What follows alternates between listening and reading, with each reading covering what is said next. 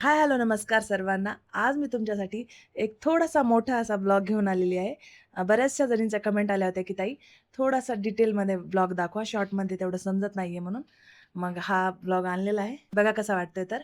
तर रोजच्या प्रमाणे आजही लवकरच उठले, कारण की लवकर उठलं ना थोडं, मग बाकीचे पुढचे कामं थोडेसे सोयीस्कर होतात.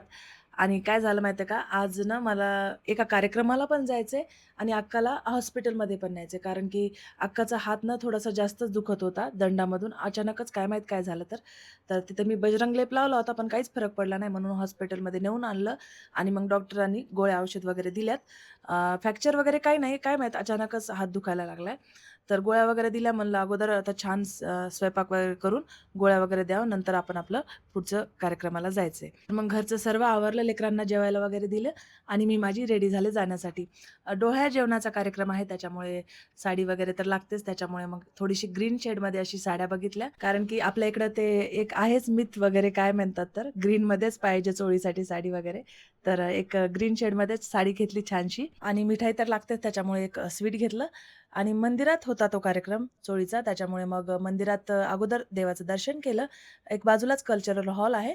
तिथे तो कार्यक्रम होता. तर खूप छान वाटलं. मस्त अशी रांगोळी तर एकदम भारी काढलेली होती. हे बघा, रांगोळीहून नजरच हटत नव्हती. लेट तर होणारच होता कारण की अक्काला हॉस्पिटलमध्ये नेऊन आणलं म्हणून मग अर्ध्याच्या वर प्रोग्राम संपलेला होता. थोडेसे काही लास्टचे गाणे वगैरे आम्हाला बघायला भेटले. हे जो प्रोग्राम असतो डोहाळे जेवणाचा तो घरच्यांसाठी सर्वांसाठी खूपच भारी असतो. कारण की एक नवीन पाहुणा, पाहुणी जे कोणी येणार असेल त्याची सगळी आतुरतेने वाट पाहत असतात आणि हे दादा-वहिनी ना ब्राह्मण आहेत.